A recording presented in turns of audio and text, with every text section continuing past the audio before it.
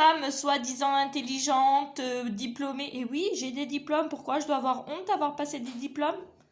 Je dois avoir honte d'avoir fait des études?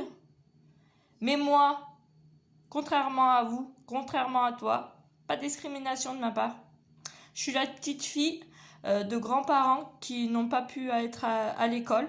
J'avais un grand-père, oui, qui avait un bac, qui parlait plusieurs langues, et les autres grands-parents que j'avais ne sont jamais allés à l'école.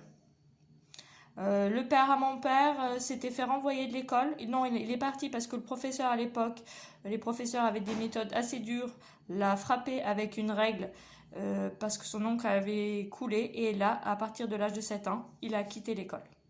Mais il conduisait, il se débrouillait. Il ne savait pas lire les panneaux, mais il se dirigeait, il trouvait les routes, mémorisation des chemins. Il a trouvé des méthodes pour mémoriser. Il a bossé toute sa vie.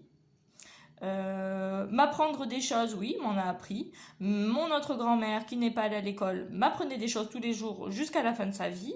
Je ne vois pas quel rapport entre le fait de devoir comprendre quelque chose et d'être diplômé. Il est où le rapprochement en fait? Donc parfois, abstiens-toi de tes discriminations du fait est que j'ai des diplômes, du fait est que j'ai tel ou tel gènes qui font que ça s'appelle un peu de la xénophobie, tout ça. De la discrimination raciale.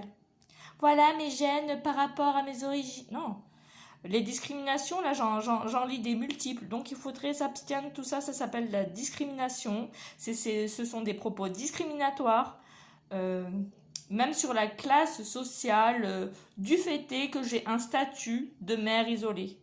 Donc, quand on vénère une femme qui s'appelle Immaculée Conception, Marie, et qu'on sait que dans les livres religieux, voilà, c'est une mère isolée, bon, un père inconnu, tout aux cieux, elle aurait eu une... Bon, écoute, ok, d'accord, certains y croient, je veux bien.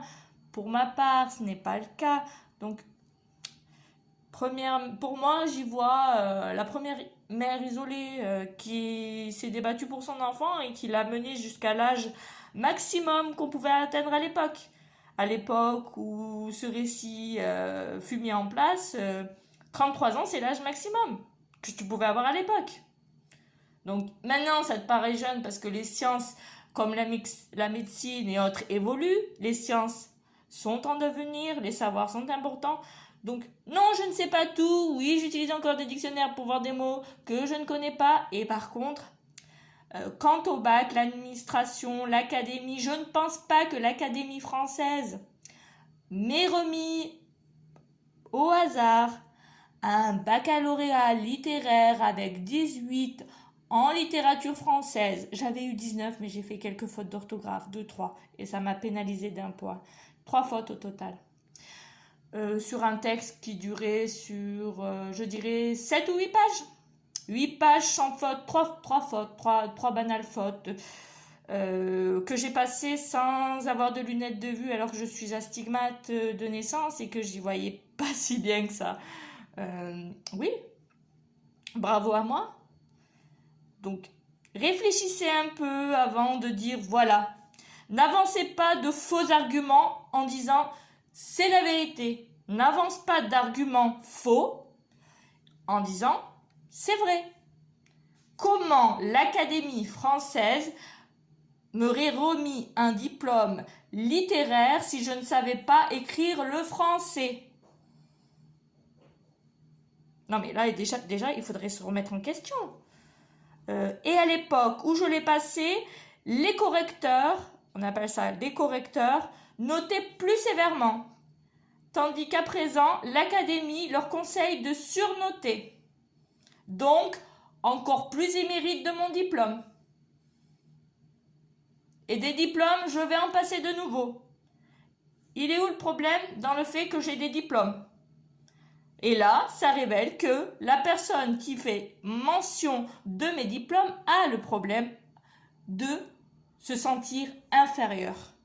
L'infériorité pour être agressive, pour juger, pour dévaloriser une personne, la rabaisser, eh ben c'est une personne qui se sent inférieure, à qui je m'adresse actuellement. qui fait de nombreuses fautes d'orthographe, mais que je ne reprends pas.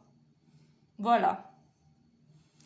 Qui utilise un langage familier, alors que d'autres mots de la rhétorique française, qui est une langue riche et nuancée de 1000 nuances et de 1000 mots, va m'employer les mots les plus simples. Après, lorsque je repense au contexte, parce que je sais faire preuve d'empathie, oui, j'arrive à comprendre. Oui, j'arrive à mettre à la place de la personne. Oui, j'ai gardé une certaine discrétion par rapport à certains éléments, certains détails dont on m'a fait mention.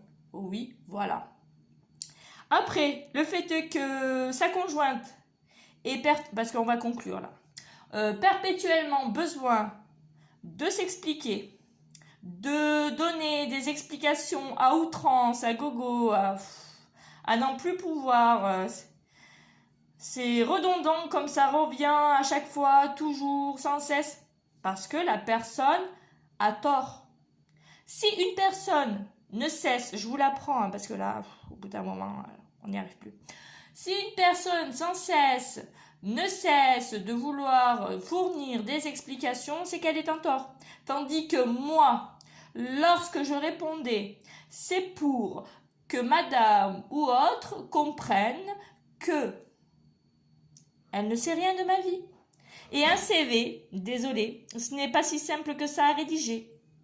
Il y a des méthodologies pour avoir un bon CV, car une fois que la personne, le RH, vous reçoit pour un recrutement, si votre CV n'a pas la forme et le fond convenus, parce que des carrières avec multiples emplois, multiples compétences, il va falloir en sélectionner.